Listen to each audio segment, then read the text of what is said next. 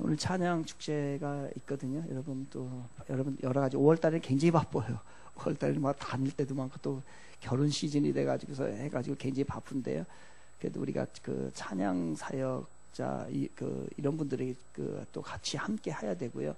찬양 사역이 발달돼야 그분들의 영향으로 인해서 우리 교회의 예배가 풍성해지거든요.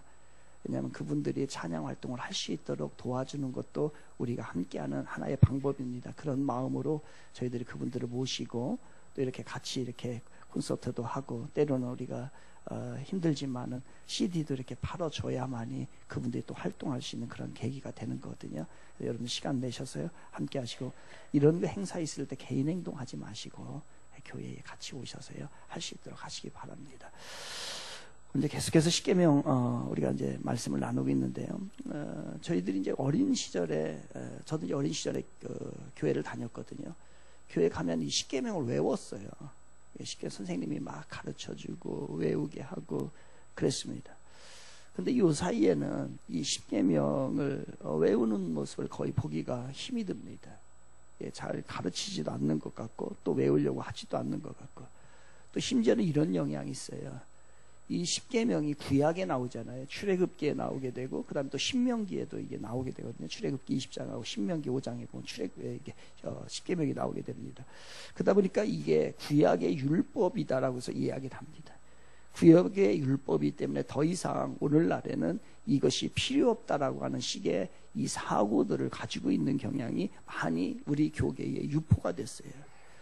그래서 구약의 말씀은 오늘날에 필요 없다라고 하는 사람들이 잘못된 생각들이 많이 가지고 있습니다.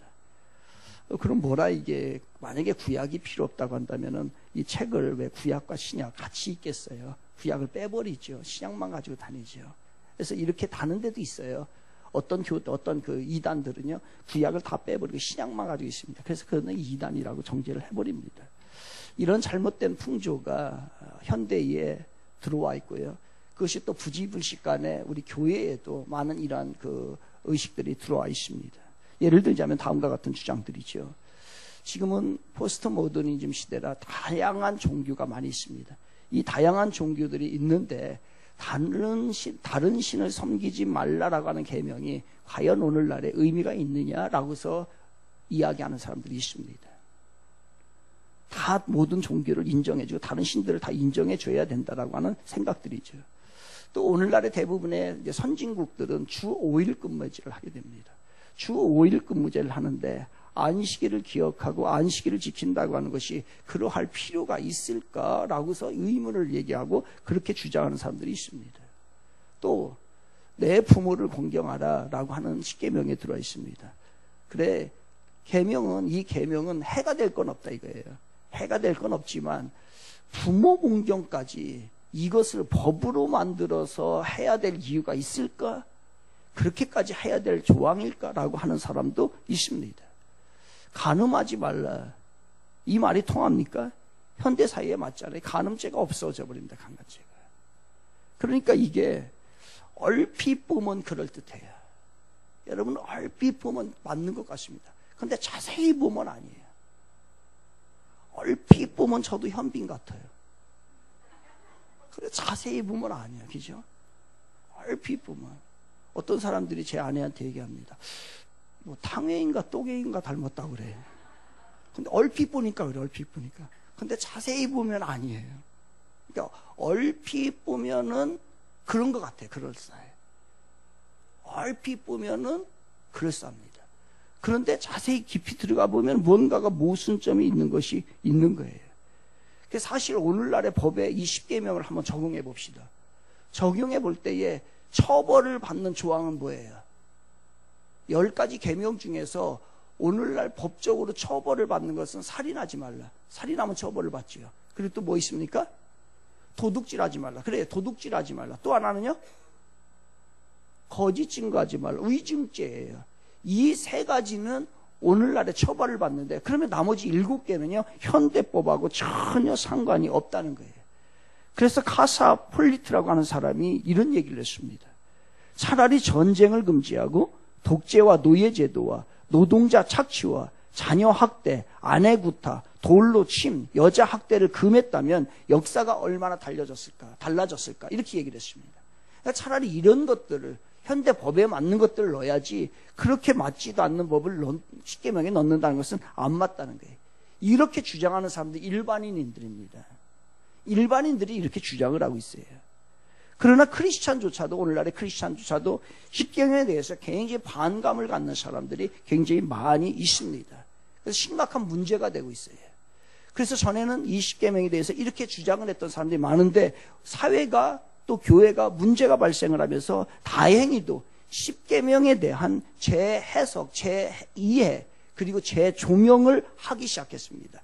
그래서 신학계와 교계에서 이제 아니다. 이 십계명을 다시 우리가 봐야 된다. 이것이 삶의 기준이 되어야 된다라고 해서 이야기를 하고 있습니다. 그래서 오늘날 우리 사회에 심지어는 우리 교회마저서도 가장 위험한 게 뭡니까? 윤리적 규범과 기준이 없다는 거예요. 이게 없다는 거예요. 기준이 없이 살아갑니다. 바로 이러한 때에 십계명을 통해서 우리의 삶의 원리, 원칙들, 기준들 그리고 신앙의 기준들이 얼마나 중요한가를 알아야 합니다. 그래서 이렇게 이것을 경시했더니 교회에도 기준이 없고 사회에도 기준이 없고 모든 사람들의 마음에도 양심에도 기준이 없어서 다 무너지더라는 거예요. 어떤 사람이 훌륭한 사람일까요? 원칙이 있는 사람이 원칙이에요. 삶에는 원칙이 있어요. 이거는 해야 되고 이건 하지 말아야 되는 이 원칙이 있는 삶을 사셔야 되는데 원칙이 없어요. 신앙생활도 원칙이 있는 거예요. 해야 될 원칙, 이건 해야 되고 이건 하지 말아야 되고. 근데 이게 무너져 버리면은 신앙도 아니고 세상 사람도 아니고 크리스찬도 아니고 난 크리스찬도 아니고 하나님의 백성도 아니고 마귀의 백성도 아닌 것 같이 살아갑니다. 이 삶의 기준, 신앙의 기준이 있어요. 그래서 이 십계명을 우리에게 주신 것입니다. 이 십계명은 우리를 억압하기 위함이 아니고요. 우리의 삶을 자유롭게 하기 위한 하나님의 자유 선언인 것이에요. 그래서 우리는 이 십계명을 보아야 합니다. 우리 다 같이 십계명 한번 볼까요? 외워야 되는데 옛날에는 그냥 외웠거든요. 근데 지금은 안 외워요. 그래서 저렇게 1, 2, 3, 4로 만든 거예요. 이렇게 하니까 외워지겠죠. 지난주에 했습니다. 김선녀 권사님이 대장 같아요. 다 따라하네. 내가 따라하라고 해야지. 야, 머리 깎았어요? 야, 1. 봐봐, 내가 하니까 안 하잖아. 따라서 하니까. 김선녀 권사님 해요. 그러니까 김선녀 권사님 1, 2해. 시작. 1등으로 하나님만 섬겨라. 이상한 우상을 만들지 말라. 3가 여호와의 이름을 망령되게 부르지 말라. 사사로운 일로 안식일을 범하지 말라. 오래오래 부모님을 공경하라. 육체를 가볍게 여겨 살인하지 말라. 칠보단장하고 간음하지 말라. 팔을 내밀어 도둑질하지 말라. 구차하게 거짓 증거하지 말라. 십계명의 마지막은 탄심이기에 내 이웃의 소유를 탐내지 말라. 아멘. 다음 주부터는 이제 우리 김선영 권사님이 설교하는 게 좋을 것 같습니다. 오늘은 5계명입니다. 부모를 공경하라. 다시 부모를 공경하라. 5번 봅니다. 오래오래 부모님을 공경하라. 저 해석이 더 맞을 수도 있습니다. 이제 해석을 제가 말씀을 드리겠지만 한번 보세요. 10가지 계명이죠. 10가지 계명을 세 부분으로 나눈다면 어떻게 나누시겠습니까? 저 10가지 계명을 보십시오. 10가지 계명을 3개로 나눈다면 어디를 나누고 싶으세요? 1, 2, 3, 4 5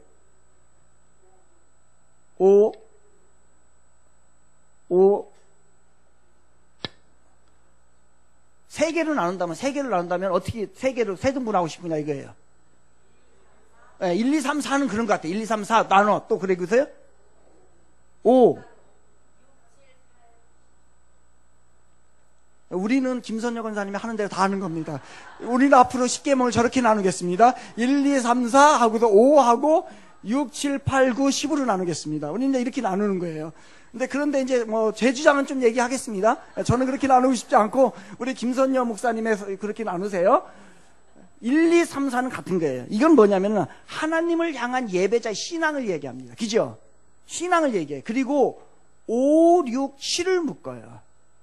5, 6, 7은 왜 묶으냐면요, 예배자가 사람과의 관계를 이야기하는 거예요. 그렇죠. 5, 6, 7입니다. 그리고 나서 8, 9, 10은 뭐예요? 물질이에요. 물질. 그렇죠. 이게 예배자로서의 물질과의 관계를 이야기하는 겁니다. 그러니까 어떻게 나눌 수 있다고요? 1, 2, 3, 4로 나눌 수 있고, 예배자의 신앙에 관한 이야기고, 5, 6, 7은 사람과의 관계고, 8, 9, 10은 물질과의 관계예요. 이 세 가지가 가장 중요합니다. 하나님과의 관계, 사람과의 관계, 물질과의 관계, 이 세 개가 우리 이 땅에 살아가는 문제들이에요. 그런데 중요한 건 뭐 보세요. 5, 6, 7이 사람과의 관계인데, 사람과의 관계 속에서 제일 중요한 게 뭐라고요? 5번이에요. 10계명에서 사람과의 관계를 말하면서 가장 먼저 지켜야 할 계명이 내 부모를 공경하라는 겁니다. 그러니까 사람에게 있어서 가장 근본이 뭐냐면 부모 공경이라는 거예요. 집에 가서 읽어보세요. 신명기 27장 16절에서 적어놨다가 오늘 그 책잖아요. 신명기 26장 16절에서 25절은 별명이 있어요. 그게 뭐냐면요, 저주의 10계명이라고 합니다. 10가지 저주가 나오는데 이것을 일명 저주의 10계명이라고 해요. 그런데 이 저주를 받을 행위 중에서 첫 번째로 언급되는 게 뭐냐면요, 그게 27장 16절이에요. 제가 읽어드릴게요. 그의 부모를 경홀히 여기는 자는 저주를 받을 것이라 할 것이요 모든 백성은 아멘 할지니라. 여러분 아멘 하시기 바랍니다. 여러분, 저주의 10계명이 나오는데 그 저주의 10계명 중에서 맨 처음의 저주가 뭐냐면요, 바로 저주의 시작이 부모에 관한 거예요. 부모를 공경하지 못할 때 그 저주가 임하게 된다는 거예요. 적어놓으십시오. 미가서입니다. 미가서 7장 6절입니다. 집에 가서 읽어보시고요. 미가 선지자는 이야기합니다. 여러분, 이 땅에 살아갈 때에 여러분 최악의, 하나님이 주시는 최악의 심판이 뭐예요? 뭐라고 생각하십니까? 한번 생각을 해보십시다. 우리 예스 한번 해봐요. 예측 한번 해봐요. 이 세상에 살아갈 때에 여러분 가장 힘들게 만들고 최악의 하나님이 주는 심판이 뭔 것 같아요? 육신의 아픔.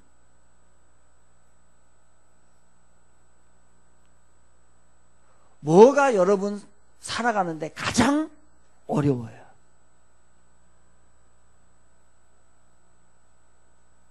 예? 자녀의 죽음. 미가 선지자가 얘기합니다. 미가 선지자가 인간이 당하게 될 최악의 심판은 뭐냐면요, 집안 사람들끼리의 신뢰가 깨지는 거예요. 미가서 7장 6절입니다. 아들이 아버지를 멸시하며 딸이 어머니를 대적하며 며느리가 시어머니를 대적하리니 사람의 원수가 곧 자기의 집안 사람이로다. 이게 하나님이 이 땅에 있는 사람들에게 주시는 최악의 심판을 미가 선지자는 이렇게 얘기합니다. 아무리 어려워도, 아무리 물질이 없고 세상에서 어려워도 집에 가서 가족과 따뜻한 관계가 되고 가족의 사랑을 받으면요, 모든 걸 다 이길 수 있습니다. 그런데 사회에 나가면 모든 게 다 좋아. 집만 가면 지옥이야. 이게 인간이 당하는 최악의 심판이라는 거예요. 가족 간에 뭐가 깨지는 거? 신뢰가 깨지는 거. 여러분, 남편과 아내의 신뢰가 깨져보세요. 사는 게 사는 겁니까? 사는 게 사는 게 아니에요. 자녀와 부모의 신뢰가 깨져버렸어요.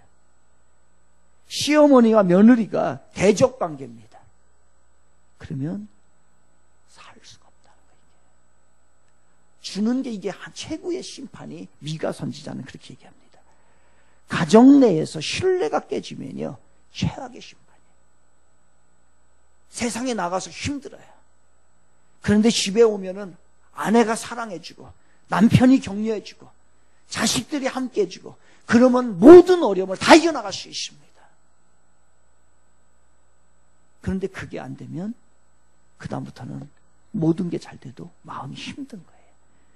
그래서 가족과의 관계가 회복돼야만이 행복이 시작이 되는 거고, 이게 하나님이 주시는 축복이라는 거예요. 하나님과의 신뢰, 여러분. 하나님과의 신뢰가 될 때에 그 사람이 신앙이 제대로 되는 거예요.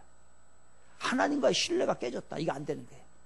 교회 왔는데 목회자와 성도들과 이 관계가 다 깨져버렸다, 이렇게 하면 이게 무슨 신앙생활이에요? 될 수가 없는 거예요.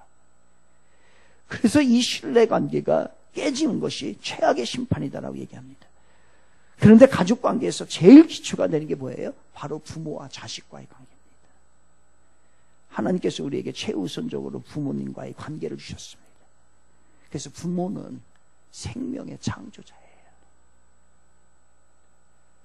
그래서 이 생명의 창조자는 하나님도 생명의 창조자입니다. 그래서 부모님과 하나님을 뭐라고 하냐면요, 창조, 생명의 창조자의 동역관계라고 하는 겁니다. 부모님과 하나님은요, 우리에게 생명을 주신 분이에요. 이 일을 둘이, 하나님과 부모님을 통해 가지고서 우리가 오늘 이 땅에 있다는 거예요. 이 세상에 어느 누구도 갑자기 하늘에서 뚝 떨어진 사람은, 땅에서 솟아난 사람은 아무도 없습니다. 따라서 부모님은 하나님이 함께 하신 창조의 동역자인 것입니다. 그러므로 자식에게는 하나님과 부모님은 동격이에요, 동격. 따라해 봅시다. 신부모일체. 시작.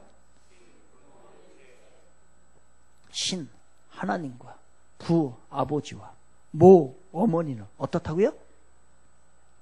일체다, 일체. 다시, 신부모일체. 그러므로 자식은 부모를 성경에서는 어떻게 하라는 거예요? 어떻게 하라는 거예요? 공경하라, 공경. 뭐가 하나님을, 부모님을 공경하는 거예요? 공경하라고 하는 단어를 히브리어로 카베드라고 합니다. 카베드. 이 카베드는, 이 말이 무슨 뜻이냐면요, 중히 여겨라, 무겁게 여겨라, 공손히 섬겨라 라고 하는 말이 카베드라는 게 공경이라는 말이에요. 즉 부모님을 어떻게 여기지 말라는 거예요? 가볍게 여기지 말라. 부모님을 무겁게 대하라는 거예요. 무겁게. 우리가 어떤 사람을 가볍게 여깁니다. 그러면 그 가볍게 여기기 때문에 말 안 들어요. 저 사람 가볍게 여기니까 저 사람이 하는 말을 가볍게 여기는 거예요. 그러니까 말 안 들어요. 일할 때도 그 사람, 이 사람 제외. 이 사람 있으나 마나. 이 사람은 별 의미가 없는 사람이니까 이 사람 뭐 연락도 하지 마. 이렇게 되는 거예요. 이게 여러분 무시를 당하는 거예요. 내가 가볍게 여김을 받는 거예요. 어떤 자리에서도 무겁게 여기는 사람 어때요? 자리를 만들어 놓고요, 거기에다 다 모십니다. 저 밑에 앉아 있으면 아유 안 돼요, 일로 오십시오. 이게 뭐예요? 무겁게 여기는 거예요. 가볍게 여기면요, 일도 안 시켜요. 일 안 시킵니다. 아무나 일 시키겠어요, 여러분? 신뢰성이 있고 할만하고, 그리고 서로의 관계가 제대로 돼 있고, 이게 관계가 무겁고, 그 다음에 그 사람을 생각을 할 때 무겁게 여기는 사람에게 일 시키는 거예요. 하나님도 아무나에게 일 안 시켜요. 그 사람을 소중하게 여기고, 그 사람을 무겁게 여기고, 그 사람을 귀중하게 여길 때 하나님이 일 맡기는 거지, 아무에게나 일 맡기지 않는다는 거예요. 이게 뭐예요? 공경, 카베드예요, 카베드. 그 사람을 무겁게 생각할 때 그 사람의 말에 귀를 기울이고, 그리고 그 사람의 자리를 특별하게 만들어주고. 내 부모를 공경하란 말이 이거예요. 부모를 무겁게 생각하라. 하시는 말씀 어떻게 해요? 듣고 순종하고 부모님을 다른 사람보다 귀중하게 생각하라는 거예요. 언제까지요? 언제까지? 오래. 그래서 이 카베드라고 하는 말이 그 안에 무슨 뜻이 포함이 되면요, 죽을 때까지라는 말이 포함되어 있어요. 죽을 때까지. 죽을 때까지. 노인이 된 부모를 지속적으로 공경하라는 얘기예요. 노인이 된 부모를. 힘이 있을 때만, 돈을 가지고 있을 때만 공경하는 게 아니라 노인이 돼도 매년 입을 옷을 제공하고 먹을 음식을 제공하고 돌아가실 때까지 정신적 공경뿐만 아니라 물질적 봉양도 하라는 게 카베드예요. 카베드. 하나님 공경하는. 그래서 고대 근동에 이 단어가 사용된 거예요. 이 고대 근동에 카베드 하면 어떡하냐면요, 1년만 섬기지, 2년만 섬기지 라고 하는 게 아니라 죽는 날까지 우리는 부모를 공경하겠다, 섬기겠다 이겁니다. 여러분, 하나님은 왜 부모를 공경하라고 한 거예요? 부모가 약자예요. 이제 약자. 부모님이 약자예요. 노인이 된 부모님은 이제 약자입니다.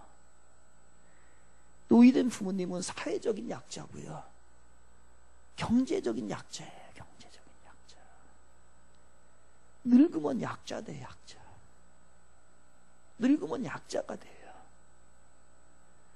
그렇게 큰 힘을 가지고 나를 키워줬는데, 영원히 강자일 줄 알았는데 어느 순간에 가보니까 부모가 약자가 돼버려요. 내가 돌봐야 될 사람이 돼버린 거예요. 늙으면 경제권도, 그 경제적 권한도 서서히 사라집니다. 여러분. 우리의 영원한 약자가 돼버려요. 부모님이 하고 싶지 않은 말이 있다는 거예요. 자녀들에게 3가지가 있대요. 첫째는 나 아프다 말하기 싫답니다. 안 아픈 게 아니라 나 괜찮아. 이게 안 아프다는 얘기가 아니라 아프다는 얘기를 하는 거예요. 또 하나, 외롭다라고 하는 말은 하고 싶지 않대요. 나 외로워, 혼자 있어서. 또 하나, 나 돈 없다, 이 얘기 하고 싶지 않대요. 근데 우리는, 여러분, 가나안 농군학교에 가면은 효도 10계명 있어요. 효도 10계명. 효도 10계명 있는데요, 거기에 10가지가 이래요. 신앙생활을 하시도록 해드리자. 이게 첫 번째예요. 부모에게 최고의 효도는 뭐냐면 신앙생활하게 하는 거예요. 천국 가게 하는 거예요.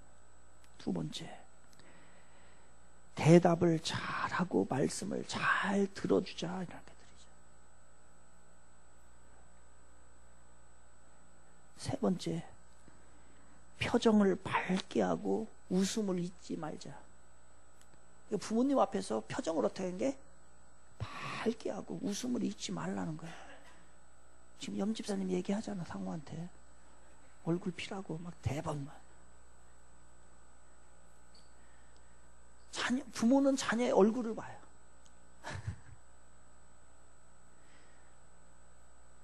우리도 3대가 예배 드리잖아요.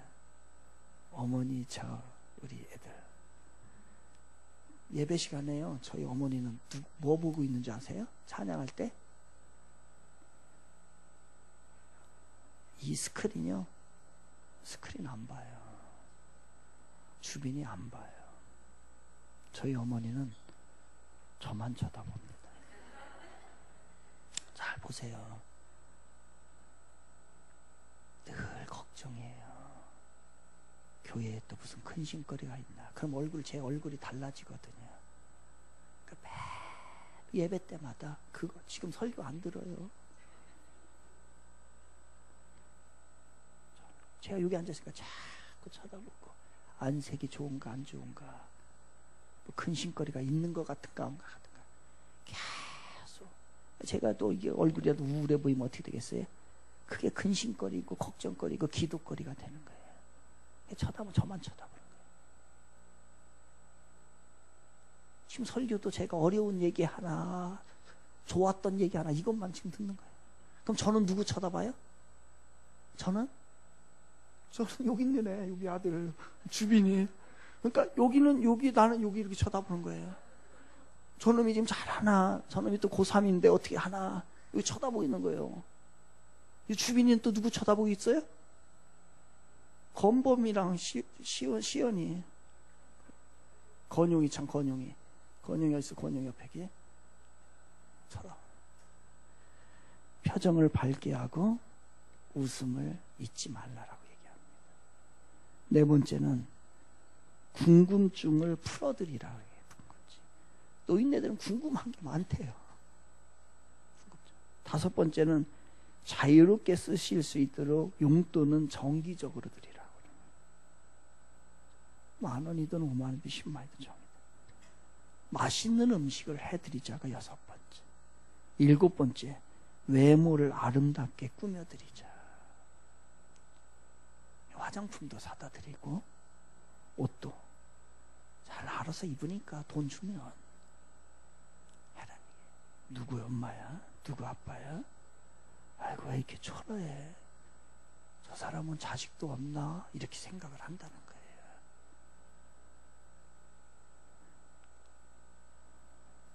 이번 기회에 옷 하나씩 다 사드립시다. 현금 서비스를 받아서 다 해봤어. 일거리를 찾아드리자. 일거리를. 9번째, 친구를 자주 만나게 해드리자. 친구를 자주 만나게 해드려요. 친구를 만들어주고. 그러니까 엄마 괜찮아. 할아버지 만나도 괜찮아. 누구 만나고 그게 좋다는 거예요. 건강. 또 혼자 있게 하면 안 된다는 거예요. 다녀요. 이 남자 저 남자 만나도 괜찮아. 그리고 등 긁어드리고 손발톱을 깎아드리자. 이게 가나안 농군학교 효를 가르치는 10가지 계명이에요. 제가 이거 보는데요, 어려운 거 하나도 없어요. 그런데 이것 때문에 부모님들이 기뻐한다는 거예요. 하나도 못했어. 저도 하나도 못해. 발톱 한번 깎아드리는 게 없네. 여러분, 자식 이기는 부모 있나요? 없습니다. 자식 이기는 부모 없어요. 부모는 다 자식한테 약자입니다. 사람이 언제 철이 듭니까? 여러분이 이거를 생각을 했으면 철이 들은 거예요. 부모님을 봤는데 어느 순간에 참 부모님이 약해 보인다 라고 느낌이 올 때면은 그 사람은 철이 들기 시작했다는 거예요. 그렇게 강하던 부모님이 약하구나, 이 마음이 들기 시작할 때 그때부터 철이 들기 시작한다. 성경에서는 약자가 있어요. 나그네 고와 과부를 약자라고 얘기합니다. 마찬가지로 부모님도 약자 취급을 해야 한다는 거예요. 그러기에 자식이 부모를 공경하지 않으면 부모님이 설 자리가 없대요. 잠언 23장 22절에서 너를 낳은 아비에게 청종하고 내 늙은 어미를 경히 여기지 말지니라. 따라 해봅시다. 오래오래 부모님을 공경하라. 시작. 부모님을 공경하라. 제 아들 주빈이가 초등학교 3학년 때인가 어렸을 때, 지금도 쟤도 기억 못할 거예요. 근데 그 생각이 바뀌었나 안 바뀌었나 모르는데, 밥을 먹다가 주빈이에게 제가 이렇게 얘기했어요. 주빈아, 아빠는 나중에 너랑 살 거야. 그렇게 얘기했어요. 너랑 살 거야. 그랬더니 주빈이가 밥을 먹다가 고개를 푹 숙입니다. 쟤는 저게 특기거든요. 그리고 아무 말도 안 해. 아무 말도 안 해. 잠시 후에 주빈이가요, 이렇게 얘기해요. 제가 충격받았어요, 진짜 그때. 그러니까 지금 이거를 내가 노트에다 기억해놓고 또 예화 쓰잖아요. 그대로 읽고. 아빠가 그렇게 말씀하시는 건 실례예요, 얘기하더라고요. 저 버르장머리 없는 놈이 저게요. 같이 살 생각이 없다는 거예요, 저게. 그래서 제가 그 말을 듣고 이게 밀리면 안 되겠다. 여기서 이제 기선제압을 해야겠다 싶어가지고서 제가 주빈에게 말했어요. 나중에 아빠는 주빈이랑 같이 살 것인데 잠도 주빈이랑 같이 잘 거야. 이렇게 얘기했어요. 그런데 지금 내가 그 자리를 배정을 해줄게. 미리. 네가 구석쟁이 있죠. 주빈이, 그리고 그 옆에 아빠, 그리고 그 옆에 엄마, 그리고 그 옆에 네 섹시. 이렇게 이 네 개를 이렇게 지정을 해줬다. 제가 한 3학년 때인가 그래요. 그랬더니 주빈이가 저를 쳐다보더니 이렇게 얘기를 해요. 아빠, 기가 막히네요. 정 같이 살고 싶으면 눈 안에서 한 달, 그리고 우리 집에서 한 달씩 사세요. 이렇게 얘기를 했어요. 내가 써놨다니까, 여기에. 나중에 제가 할. 그랬더니 이제 그 옆에 있던 주애가 하는 말이, 너 주애도 잘 들어야 돼. 그러면 뭐라고 얘기냐면, 주애가 옆에 있다. 그러면 우리 집에서 하루 주무시고 주빈이네 집에서 한 달 사세요. 이렇게 얘기했어요. 이렇게 했다니까요, 이거를. 우리 그때부터 결심을 했습니다. 양로원 가기로. 자식은 부모를 가볍게 여기지 말아야 해요. 우리도 그럴 거예요. 우리도. 우리 부모들이 천덕꾸리 취급을 합니다. 여러분, 부모를 왜 공경해야 해요? 부모가 나보다 나이가 많기 때문에 그래서 공경합니까? 부모님이 나를 낳아주셨기 때문에 공경하는 거예요? 아니에요. 이건 한계가 있습니다. 이거 못해요. 부모님은 하나님이 주신 거기 때문에 공경하는 거예요. 하나님의 뜻이에요, 공경하는 거는. 신앙과 효는 같이 가는 것 같아요. 신앙 좋은데 불효한다, 이게 아닌 것 같아요. 부모를 공경하지 않는 것은 하나님의 뜻을 거스리는 자인 거예요. 이 설교를 들으니까 나는 이제 부모님도 다 돌아가셨고 효도할 사람도 없고 그렇게 생각하는 사람도 있을 거예요. 그러니까 이 설교는 나와 관계가 없다라고 하는 사람이 있을 건데요. 효는 확장입니다. 확장. 이 말씀은 자기 부모에게만 적용이 되는 게 아니고요. 임금과 신하, 임금과 백성, 스승과 제자, 고용주와 비고용자, 어른과 젊은이에게 다 적용이 되는 것입니다. 그래서 우리 사회에서 뭐라고 해요? 군사부일체다라고 하는 거예요. 다시 군사부일체. 부모에게 순종하듯 임금에게 순종하고 또 스승에게 순종하는 거예요. 이게 안 되는 건 왜 그래요? 부모에게 순종을 하지 않기 때문에 나머지도 하지를 못하는 거예요, 여러분께. 성경 비슷한 얘기예요. 열왕기하 2장에 보면요, 엘리야가 엘리사의 스승입니다. 근데 엘리사가, 이 제자가 자기 선생님한테 뭐라고 했냐면 내 아버지요, 이렇게 얘기해요. 군사부일체. 연소자는 연장자를 존경해야죠. 젊은이는 어른을 존경해야죠. 근데 사회가 어떻게 됐습니까, 지금요? 우리나라 사회가 어떻게 됐어요?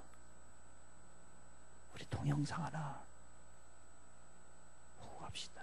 그냥 이해하고 들으십시오. 이해하고. 너 욕 한 번 듣다고 사람을 잡아가려고 그래? 나도 이 아저씨한테 아무 짓도 안 했는데? 내가 뭔 짓을 했다고 나한테 뭐라 그래? 완전 학생인가? 그럼 교복 입는 거 몰라요? 니 삐었어? 아니 참 이상하다, 신도 사람들이. 이번 정지. 나쁘다고 취급하든 간에 다음은 나쁘다고 취급하든 간에 나는 상관없거든요. 내가 알게 뭐요. 그리고 아픈 사람들인데 아 시끄러요. 서주시기 바랍니다. 내가 할머니 설거지하기 듣기 싫거든요. 그쪽이 정신이 또라이인 거겠죠. 내가 정신이 이상하든 말든 간에 내비둬요. 내 맘대로 알아서 할 거니까.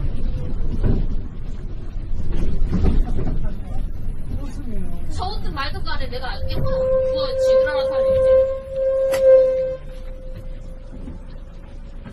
우리 엄마도 아빠도 아니면서 나한테 가서 설교를 하려더라. 확실하게 문제를 보여줘야지 주문아 씨 말짱거리고. 어른들이라고 뭐 나이만 처먹었지. 어린애들은 말도 못 써. 그래서 뭐 어쩌라고요? 그쪽이 우리 할머니예요? 조국동 아니나 남이면 나한테 뭐라고 하지 마요. 야! 너 조용히 잡고 있어! 아저씨가 조용히 하고 있다고 있어요! 이 지랄맞은 주임 아저씨야! 야! 그 여자가 안 쓸마! 왜요? 때리기라도 하긴 다른 사람들이 이야기 안 하는데, 너 혼자 떠들잖아! 그래서 뭐 어쩌라고요? 이 아저씨가! 가서! 아저씨랑 자꾸 조용히 닥쳐요! 가만히 아무 소리 안 하니까! 조금 했으면 되지! 아무 소리 안 하니까 있잖아! 아저씨가 꺼져요 그냥! 다 조용히 해! 싫거든요?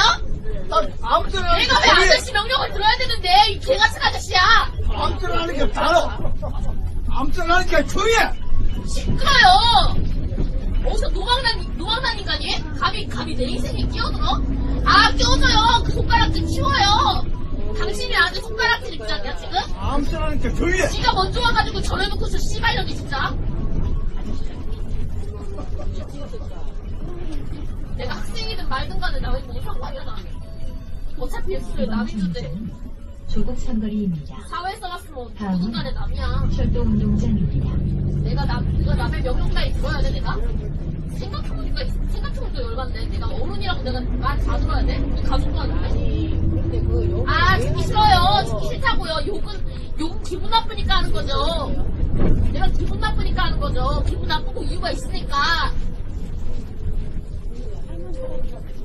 그래서 뭐 어쩌라고요? 할아버지 할머니? 내가 할아버지 할머니한테 폭력을 들었어요? 욕만 했지? 그거 가지고 내가 교사를 잡혀가야 돼요? 철도운동장. 난 몸에 아무런 손도 안 대거든요? 내가 저거 욕을 할지라도 내가 몸에 손은 안 대요. 그 정도 범위에서 예의 정도는 지켜주는 거거든요? 이게 우리나라 현실이에요. 유튜브 들어가 보세요. 저런 것들이 수두룩합니다. 저게 예외일 것 같아요. 우리의 자녀도 예외 아닙니다. 우리가 모를 뿐이죠. 하나님의 말씀을 무시했기 때문에 그래요. 로마서 13장 1절은 각 사람은 위에 있는 권세들에게 복종하라. 권세는 하나님으로부터 나지 않음이 없나니 모든 권세는 다 하나님께서 정하신 바라. 권세, 권위가 있다는 거예요. 오서리티가 있다는 거예요. 하나님의 권세가 있고 스승의 권세가 있고 어른의 권세가 있고 노인의 권세가 있는데 이거를 세상이 다 부시고, 요즘 젊은 사람들이 가장 싫어하는 단어가 뭔지 아십니까? 어른과 권위라고 하는 말이라는 거예요.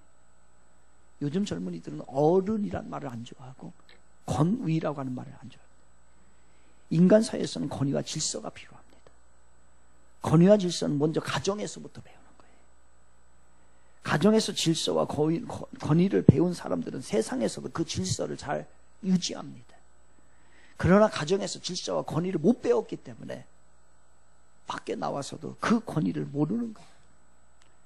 집에서 부모님으로부터 권위를 못 배웠기 때문에 교회에 와서도 막무가내인 거예요. 학교에서도 막무가내입니다. 모든 것이 아이들의 먼저입니까? 아니에요. 여러분, 우리 교회가 다음 세대를 세운다고 하지만 아이가 모든 것이 먼저예요? 아니에요. 아이를 잘 가르치자는 거예요. 밥 먹을 때도 애들 먼저입니까?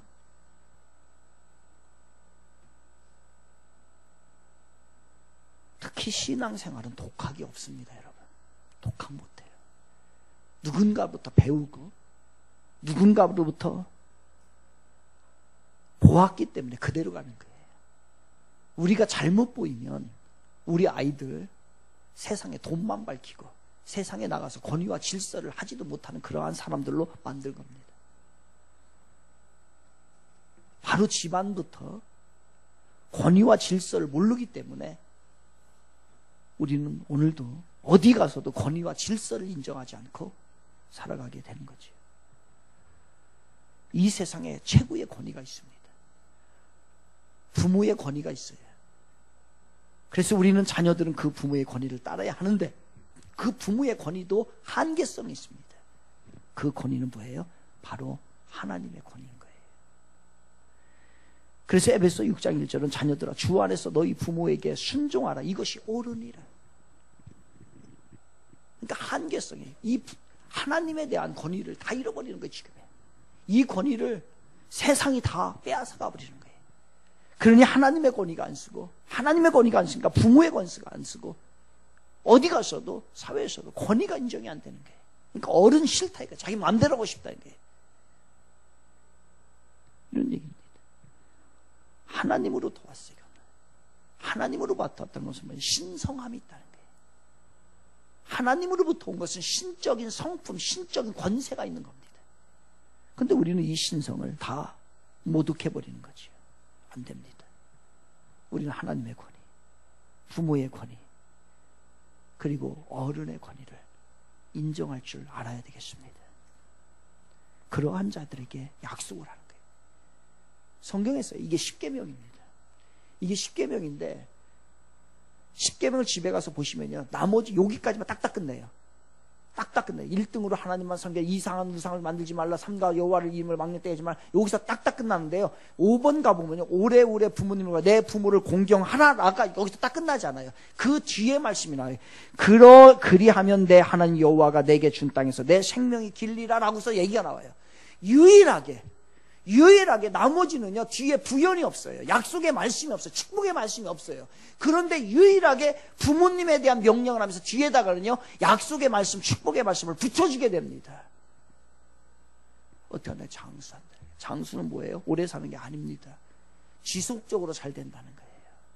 하나님이 길게 축복 주신다는 거예요. 그 축복을 다 받으시기를 바랍니다. 그 받기 위해서 부모의 공경이, 권위의 공경이, 하나님의 권위에 대한 순종들이 우리에게 필요하다는 거예요. 그래서 신명기에, 십계명에는, 신명기 5장에 보면은 십계명이 또 나오게 되는데 그 하나가 더 붙어요. 이렇게 나옵니다. 너는 내 하나님 여호와께서 명령한 대로 내 부모를 공경하라. 그리하면 내 하나님 여호와가 내게 준 땅에서 내 생명이 길고, 또 하나 붙습니다. 복을 누리리라. 이게 청가가 돼요. 그러니까 하나님이 그렇게 에베소서에도 마찬가지예요. 내 하나님 어머니, 내 아버지와 어머니를 공경하라. 이것은 약속이 있는 첫 계명이는 이로써 내가 잘되고 땅에서 장수하리라. 부연 설명을 계속해서 합니다. 나머지는 없어요. 다른 얘기할게 무슨 얘기입니까? 하나님의 축복을 받는 비결, 기도만이 아닙니다. 헌금만이 아닙니다. 가장 큰 축복이죠. 이거 해도, 이런 거 해야죠. 해야 축복받는 건 다지만 가장 큰 축복 비결은 뭐예요? 바로 권위를 인정하고 공경하고 부모를 공경하는 이겁니다. 똑같아요. 양가 양쪽에 똑같이 하시기 바랍니다. 이쪽은 하고 저쪽은 안 하는 거, 이거 공경 아니에요. 권위 인정하는 거 아니에요. 감정이지. 양쪽에 똑같이 못하려면 저같이 똑같이 못해요.